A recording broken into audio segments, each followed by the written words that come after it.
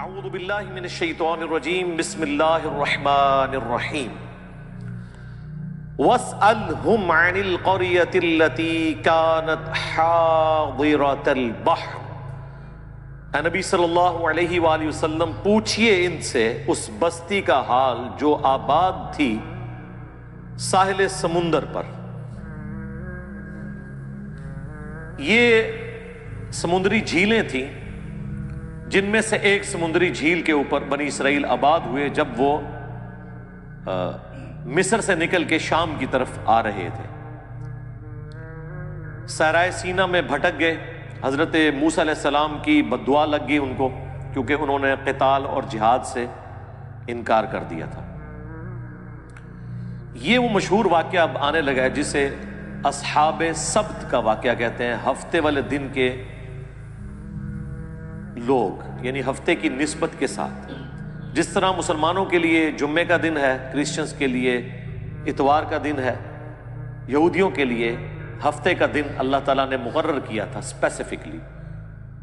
گو مسلمانوں کو اللہ تعالیٰ نے اس طرح پابند نہیں کیا کہ صرف انہوں نے جمعے والے دن ہی اللہ اللہ کرنی ہے، وہ تو پوری زندگی کرنی ہے، لیکن ان کے لیے پورا ہفتے کا دن وقف تھا، وہ کوئی اور کام نہیں کر سکتے تھے سوائے اس کے کہ وہ خدا کے ساتھ اپنی کمٹمنٹ کریں گے، پورا دن عبادت میں گزاریں گے، اور ساتھ ہی ساتھ ان پہ دوسری آزمائش یہ ڈالی گئی تھی کہ ہفتے کے دن وہ شکار بھی نہیں کریں گے۔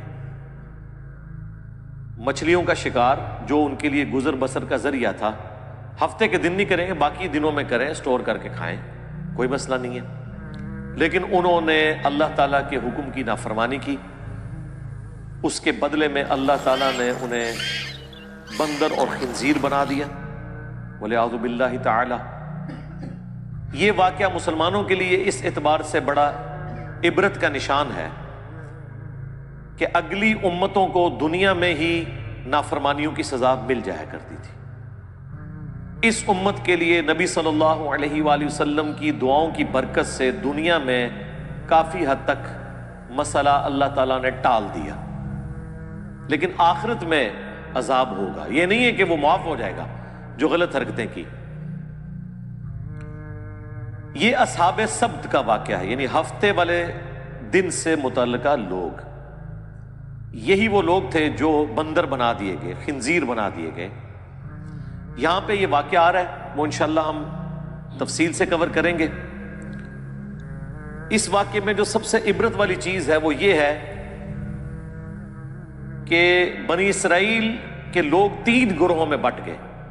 ایک وہ لوگ تھے جنہوں نے کہا کہ ہم اللہ تعالیٰ کے اس حکم کی نافرمانی نہیں کریں گے، پلس جو لوگ نافرمان تھے انہیں وہ اس نافرمانی سے روکتے تھے۔ یہ سب سے اعلیٰ ترین درجہ ہے۔ دوسرے وہ لوگ تھے جو خود تو نافرمانی نہیں کرتے تھے لیکن نافرمانوں کو روکتے نہیں تھے۔ یہ سب سے آسان کام ہوتا ہے اس حوالے سے۔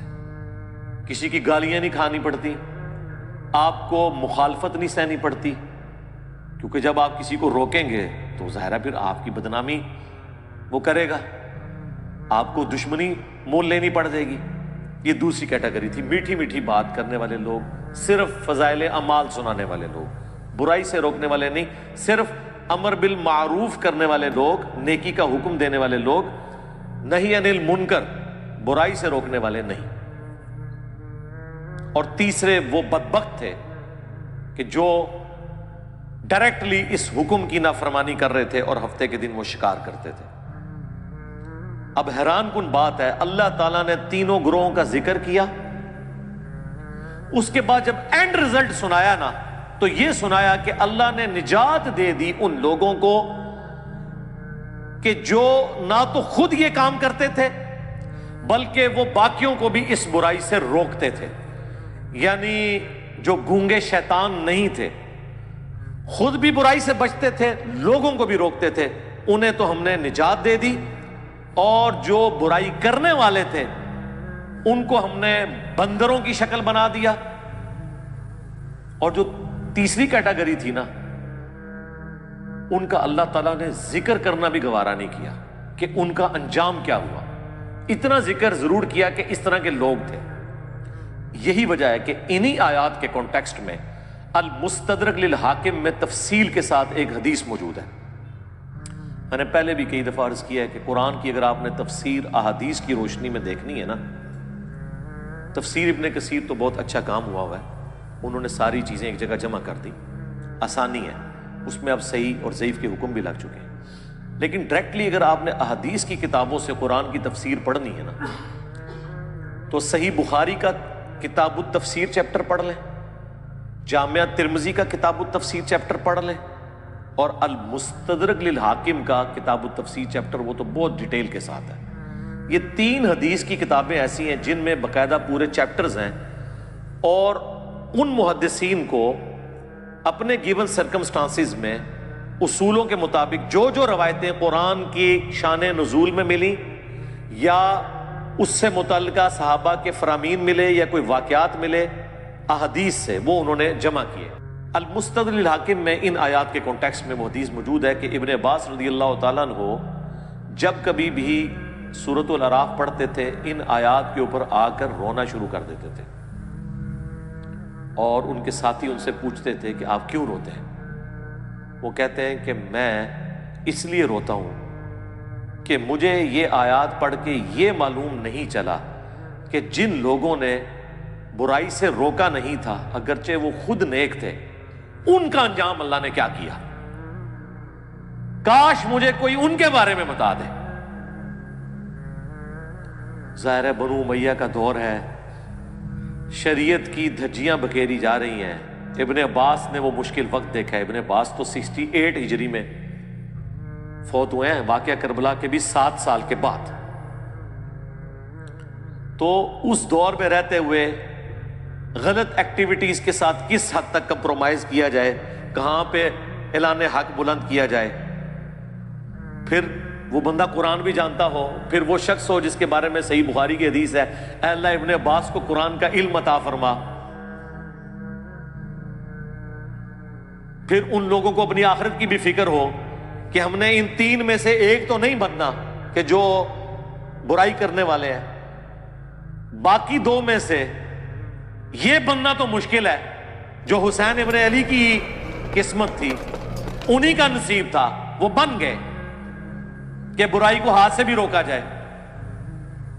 جو درمیان کے لوگ ہیں، جو خود تو کچھ نہیں کرتے، ماشاءاللہ بڑے پاک صاف ہیں، لیکن شیطان کو بھی ننگا ناچنے دیتے ہیں، اس کو برائی سے نہیں روکتے. جو صحیح مسلم میں حدیث ہے کہ نبی علیہ السلام نے فرمایا ہو سکے تو برائی کو ہاتھ سے روکو. ہاتھ سے نہیں روک سکتے، زبان سے روکو. زبان سے بھی نہیں روک سکتے، کم از کم دل میں برا جانو. لیکن ذالک اضعف الایمان، یہ ایمان کا سب سے کمزور ترین درجہ ہے کہ کوئی شخص برائی کو صرف دل میں برا جائے. اس کے لیے ڈاکٹر اسرار صاحب ٹرم یوز کرتے تھے، گونگے شیطان نہ بنو. تو ابن عباس روتے تھے، کاش مجھے ان کے بارے میں پتہ چل جائے کہ ان کی آخرت کیا ہوئی. اللہ نے خاموشی ان کے بارے میں اختیار کی ہے. بہرحال جتنا میرا قرآن کا فہم ہے، جو میں اللہ تعالیٰ کے مزاج کو سمجھ سکا ہوں قرآن کی روح سے، مجھے تو یہی لگتا ہے کہ جو گونگے شیطان تھے ان کا انجام بھی انہی کے ساتھ ہوا جو برائی کرنے والے تھے. کیونکہ اللہ تعالیٰ کی رحمت کا تقاضا تھا کہ اللہ نے جنہیں نجات دی ہے انہیں مینشن کرتا. جب نجات دہندہ کو مینشن کیا تو اللہ نے صرف انہی کو کہا جو نجات پا گئے تھے. ان کے علاوہ اگر کسی کا ذکر نہیں کیا تو یہ ڈیفینیٹ ہے کہ وہ نجات نہیں پائے تھے، اور ان کا کچھ بھی انجام ہوا ہو ایٹ لیسٹ وہ ان لوگوں میں شامل نہیں تھے جنہیں اللہ نے نجات دی. کیونکہ اللہ کے ہاں تو 0-1 ہے، یا بات مانو یا نہ مانو، یہ ٹوٹل پیکج ہے. اب وہ آیات کی طرف آ جائیں. پوچھو ان سے اس بستی کا حال جو ساحل سمندر کے اوپر آباد تھی. یہ چھوٹی چھوٹی سمندری جھیلیں تھیں جو بعد میں جوڑ کے گوروں نے نہر سوئز بنا دی. اس زمانے میں یہ سمندری جھیلیں تھیں جو آباد تھے ساحل سمندر. اذ یعدون فی السبت، جب وہ حد سے بڑھ گئے ہفتے کے دن کے بارے میں۔ اب اللہ نے چونکہ آزمائش بنایا تھا، باقی پورے ویک میں مچھلیاں سامنے نہیں آتی تھی، بڑی مشکل سے چند مچھلیوں کا شکار ہوتا تھا، اور ہفتے والے دن مچھلیاں ان کی آنکھوں کے سامنے پھدکتی تھی۔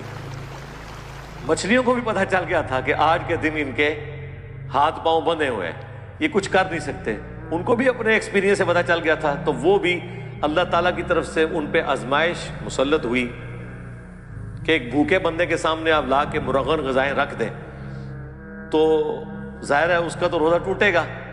اسی کا اللہ نے ذکر کیا ہے، اذ یعدون فی السبت اذ تأتیہم حیتانہم یوم سبتہم شرعا، جبکہ ہفتے کے دن ان کے پاس مچھلیاں پانی پر پھدکتی تھی، سامنے آ جاتی تھی، یعنی انہوں نے چینگے لانی ہے سب کہ ہاں جی پھڑ لو، اب ان کے سامنے آ رہی ہیں، آزمائش ان کے لیے۔ وَيَوْمَ لَا يَسْبِتُونَ، اور جب ہفتے کا دن نہیں ہوتا تھا، لا تأتیہم، تو ان کے پاس وہ نہیں آتی تھی۔ باقی دنوں میں ان کو مشکل سے شکار کرنا پڑتا تھا، ہفتے کے دن ان کے سامنے پھدکتی تھی۔ اب یہ آزمائش تھی، اسی لیے ہفتے والے دن وہ کثرت میں سامنے نظر آتی تھی۔ کذالک، اس طریقے سے، نبلوہم بما کانوا یفسقون، ہم نے آزمائش میں ڈال دیا بسبب اس کے کہ وہ نافرمانی کیا کرتے تھے۔ اس سبب سے اللہ تعالیٰ نے انہیں آزمائش میں ڈالا، ایک مشکل وقت۔ ظاہر ہے اللہ تعالیٰ کی طرف سے جو آزمائش آتی ہے نا، سب سے بہتر تو یہ کہ آزمائش نہ آئے، اور جب آ جائے تو یہ اللہ تعالیٰ کا خاص کرم ہوتا ہے کہ کوئی شخص اس آزمائش سے بچ جائے۔ نبی علیہ السلام نے تو اسی لیے دعا کی ہے، جو میں نے اکثر آپ کو بتایا ہے، جامعہ ترمذی میں، مسند احمد میں، اور مشکاۃ المصابیح میں بھی 748 نمبر حدیث ہے، جو نبی علیہ السلام کو خواب میں اللہ کی زیارت ہوئی تھی، اس میں آپ نے جو دعا کی تھی، اور نبی علیہ السلام نے کہا کہ یہ میری دعا لے لو، باقی لوگ بھی یاد کرو، اس میں یہ بھی الفاظ ہیں، وَإِذَا أَرَدْتَ فِتْنَةَ فِي قَوْمٍ فَتَوَفَّنِي غَيْرَ مَفْتُونٍ، اے اللہ جب تو کسی قوم کو آزمائش میں ڈالے نا تو ہمیں اس آزمائش سے دور ہی رکھنا۔ ہاں، یہ نہیں ہے کہ انسان بہادر بن کے کہ اللہ میرے پہ آزمائشیں ڈال اور مجھے صبر دے، نہیں، یہ کہنا چاہیے کہ اے اللہ آزمائش سے دور رکھنا۔ ہاں، جب کبھی ناگزیر ہو جائے، وَلَنَبْلُوَنَّكُمْ بِشَيْءٍ مِّنَ الْخَوْفِ وَالْجُوعِ وَنَقْصٍ مِّنَ الْأَمْوَالِ وَالْأَنفُسِ وَالثَّمَرَاتِ، تو ٹھیک ہے، اس میں اللہ تعالیٰ صبر دے، سب کچھ ہے، لیکن پہلی پرائورٹی نبی علیہ السلام نے یہی دعا سکھائی ہے کہ اللہ تعالیٰ فتنے میں مبتلا نہ کرے، کیونکہ بڑے بڑے ایمان والوں کے روزے ٹوٹ جاتے ہیں اس طرح کی آزمائش میں۔ جب امام حنیفہ رحمہ اللہ کے اوپر مشکل وقت آیا ہے تو پھر امام حنیفہ ہی کھڑے ہوئے ہیں خلیفہ منصور کے خلاف، باقی ان کے زمانے کے بڑے بڑے علماء مصلیحت کا شکار ہو گئے۔ جب احمد بن حنبل کے دور میں خلق قرآن کا مسئلہ کھڑا ہوا ہے تو احمد بن حنبل رحمہ اللہ نے ہی استقامت دکھائی ہے، باقی کئی لوگ جو ہیں اس زمانے کے جو بڑے بڑے ائمہ ہیں مصلیحت کا شکار ہو گئے۔ تو ہر زمانے میں جو حسینی فکر ہے وہ چند ایک لوگ ہی لے کے چلتے ہیں، سب میں اتنی جرأت نہیں ہوتی۔ تو اللہ تعالیٰ فرماتا ہے کہ بسبب ان کی نافرمانیوں کے ان کو ہم نے آزمائش میں ڈالا، یعنی پہلے بھی ان کے کرتوت ایسے تھے، تو جب کرتوت برے ہوتے ہیں تو بعض اوقات اللہ تعالیٰ آزمائش ڈال دیتا ہے، اور یہ ان کے اوپر آزمائش تھی۔ وَإِذْ قَالَتْ أُمَّةٌ مِّنْهُمْ، جب ان میں سے ایک گروہ نے کہا، لِمَ تَعِظُونَ قَوْمًا، کیوں تم ایسی قوم کو واعظ و نصیحت کرتے ہو، قَوْمًا اللَّهُ مُهْلِكُهُمْ، کہ جس قوم کو اللہ تعالیٰ ہلاک کر دے گا، او معذبهم عذابا شدیدا، یا انہیں شدید عذاب دینے والا ہے۔ یعنی کیوں سمجھاتے ہو ان نافرمانوں کو، چھوڑو، انہوں نے اپنی قبر میں جانا ہے، تم نے اپنی قبر میں جانا ہے، چپ کر کے تم تو برائی نہیں کر رہے نا، ان کو ان کے حال کے اوپر چھوڑ دو۔ ان کا جواب سنیں کیا ہے، قالو، وہ کہنا شروع ہو گئے اس کے جواب میں، معذرۃ الی ربکم ولعلہم یتقون، ہم تو یہ اس لیے ان کو برائی سے روک رہے ہیں کہ اپنے رب کے حضور عذر پیش کر سکیں۔ کہ یا اللہ جو ہم سے بن پڑی ہم نے برائی کو روکنے کی کوشش کی. اور دوسرا مقصد یہ ہے لعلہم یتقون کہ شاید ہماری نصیحت سے یہ ڈر جائیں اور یہ بھی اپنی آخرت برباد ہونے سے بچا لیں. یہ سیکنڈری مقصد ہے جو میں اکثر کہتا ہوں کہ ہم یہ جو دعوت و تبلیغ کا کام کر رہے ہیں، لوگوں کو برائی سے روک رہے ہیں، اچھائی بتا رہے ہیں، عقیدے کی خرابیاں ہائی لائٹ کر رہے ہیں، اس میں پرائمری جو ہمارا مقصد ہے وہ اپنی آخرت کی فکر ہے، کسی دوسرے کی آخرت کی فکر نہیں ہے، وہ سیکنڈری چیز ہے. سب سے پہلے تو ہمیں ہماری طرف سے پوری دنیا جہنم میں چلی جائے ہمیں تو فرق نہیں پڑتا، ہمیں تو فرق اس بات سے پڑتا ہے کہ ہم نہ کہیں جہنم میں چلے جائیں. پہلی ایفرٹ تو ہماری اپنی ذات کے لیے ہوگی. او انفسکم واہلیکم نارا، بچاؤ اپنے آپ کو اور اپنے گھر والوں کو جہنم کی آگ سے.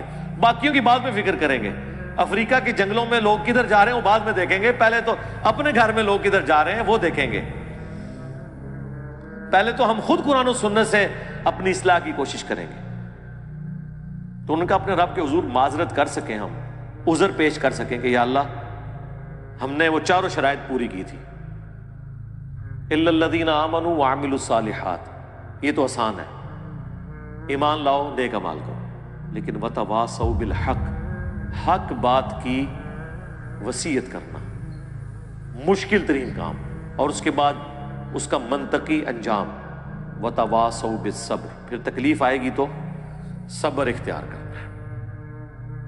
یہ اتنا مشکل کام ہے کہ بڑے بڑے اہل ایمان وہ بھی بعض اوقات کمزور درجے کی طرف چلے جاتے ہیں.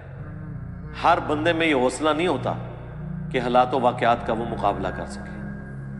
ہم ان پہ کوئی فتویٰ نہیں لگاتے جو اس طرح کرتے ہیں، لیکن ہم لوگوں کو یہ بتائیں گے کہ خدا کے لیے فرق سمجھو. لوگ کہتے تو ہیں کہ حسین ابن علی کے زمانے میں لوگ روکتے تھے ان کو کہ آپ وہاں نہ جائیں، یہ آپ کو شہید کر دیں گے. ٹھیک ہے، تو کیا وہ لوگ غلط تھے اور حسین ابن علی اکیلے ٹھیک تھے؟ میرے بھائی پہلے تو آپ اپنی اصلاح کریں. وہ لوگ حضرت حسین ابن علی کو غلط نہیں سمجھتے تھے. عبداللہ بن عمر یا عبداللہ بن عباس یا عبداللہ بن زبیر رضی اللہ عنہم اجمعین، وہ یہ کہتے تھے کہ آپ جن کے خلاف کھڑے ہوئے نا، انہوں نے رسول اللہ کی قرابت داری کا کوئی لحاظ نہیں کرنا، یہ دنیا دار بادشاہ بن چکے ہیں، تو ان کے شر سے اپنے آپ کو بچا لیں.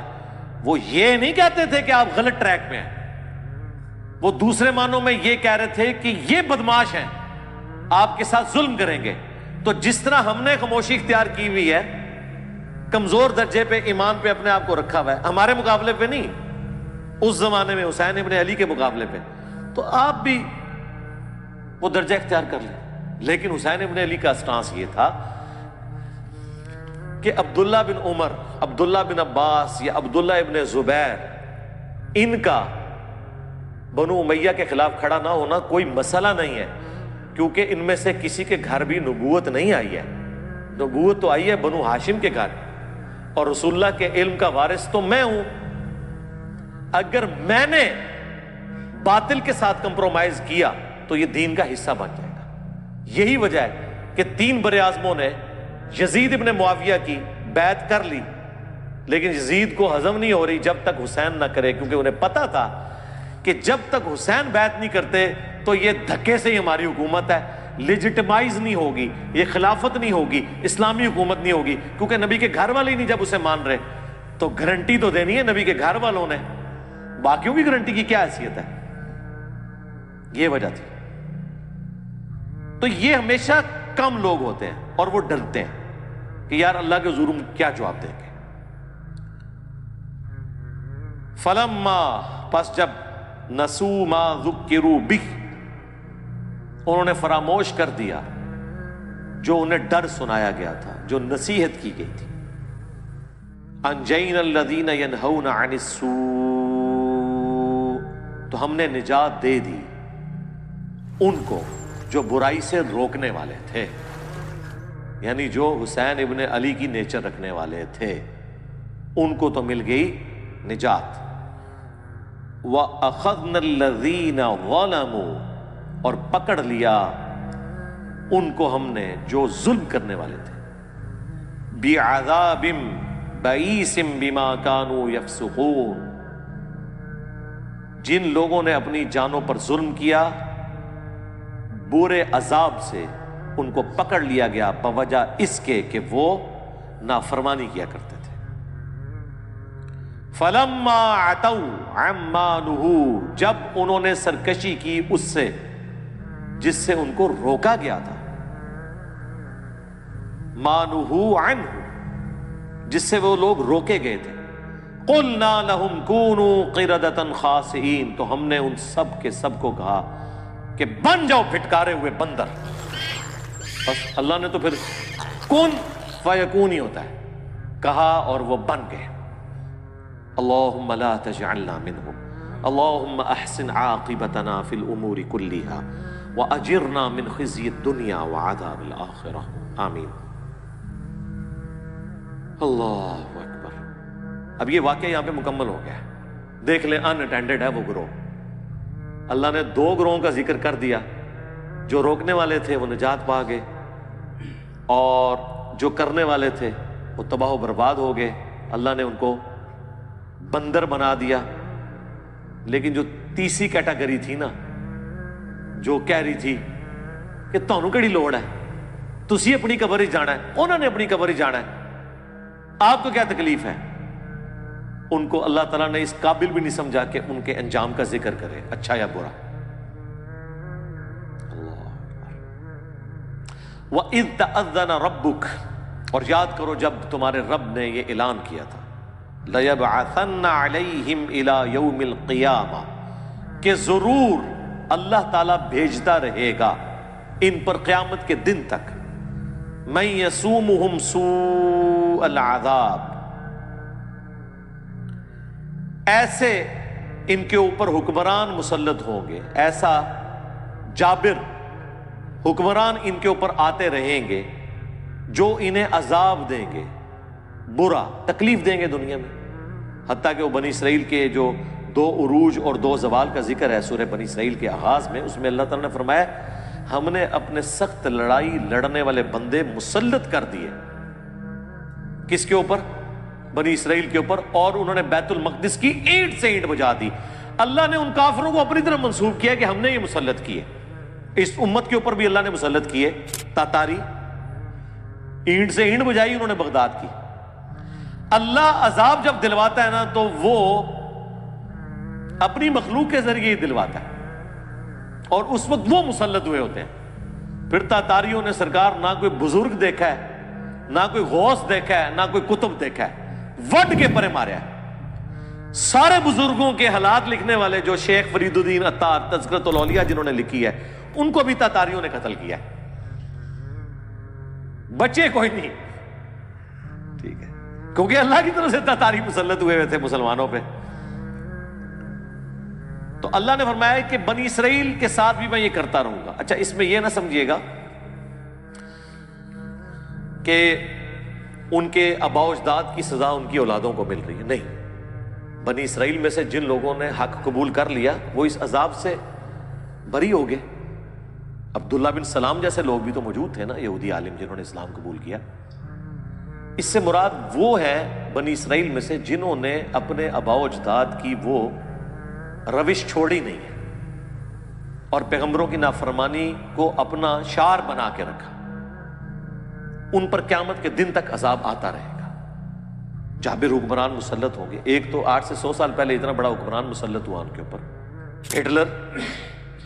60 لاکھ یہودی قتل کر دیے. چلے بعض لوگ کہتے ہیں نہیں 60 لاکھ نہیں تھے، 6 لاکھ تھے. سرکار 6 لاکھ بھی تھوڑا بندہ ہے.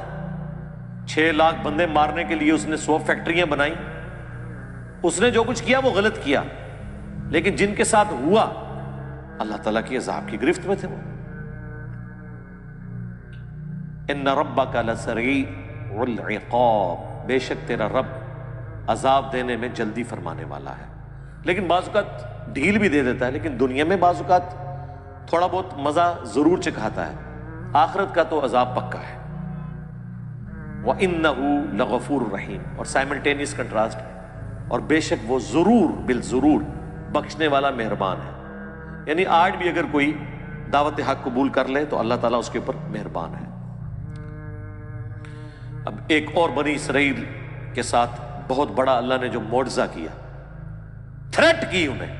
اللہ اکبر. وَإِذْ نَتَقْنَا الْجَبَلَ فَوْقَهُمْ، اور یاد کرو وہ وقت جب ہم نے اٹھا لیا تھا تم پر پہاڑ، كَأَنَّهُ ظُلَّةٌ، یہاں تک کہ وہ سائبان بن گیا. وَظَنُّوا أَنَّهُ وَاقِعٌ بِهِمْ، اور وہ گمان کرنا شروع ہو گئے کہ قریب ہے کہ یہ پہاڑ ہم پہ گر پڑے. اللہ تعالیٰ نے کوہ طور پہاڑ کو بلند کر کے بادل کی شکل میں 6 لاکھ بنی اسرائیل کے اوپر کروڑوں ٹن کا پہاڑ ہے. یہ دھمکی لگائی جا رہی ہے پکڑو تورات کو ادروائز ڈگیا جو تھوڑے ہوتے. اتنی وڈی تھریٹ. خذوا ما آتیناکم بقوہ، پکڑو اس کو جو ہم نے تمہیں عطا کیا ہے پوری قوت کے ساتھ. قوت کے ساتھ یہ نہیں ہے کہ مطلب وہ گر نہ جائے، مراد یہ ہے کہ اس کے ایکشن کو فالو کرو، اس کی روح کو فالو کرو. وَاذْكُرُوا مَا فِيهِ، اللہ اکبر، اور یاد کرو جو کچھ اس کے اندر ہے اسے فالو کرو. لَعَلَّكُمْ تَتَّقُونَ، تاکہ تم پرہیزگار بن سکو، ڈر جاؤ. تو یہ بنی اسرائیل سے اللہ تعالیٰ نے عہد لیا تھا. ظاہر اس وقت تو سب نے کہا کہ بالکل ہی اللہ جو تسی کہو گے ہوئے گا. جناب پہاڑ سر دے ہوتے ہوئے، سر کے اوپر پہاڑ سائبان اور بادل کی شکل میں ہو، اور تھریٹ ہو کہ یا تو تورات کو پکڑو ادروائز یہ موت کا پروانہ آیا تمہارے اوپر. اتنا بڑا معجزہ دیکھ کے بھی، لیکن بس اس وقت تو انہوں نے عہد کیا، لیکن بعد میں اکثریت نے بھلا دیا. اب اللہ تعالیٰ اس عہد الست کا ذکر فرمانے جا رہا ہے جو انسانوں سے اللہ تعالیٰ نے اس وقت لیا تھا جب پیدا فرما کے روحوں کو ڈورمنٹ پوزیشن میں کر دیا تھا، جو ہماری پہلی موت تھی.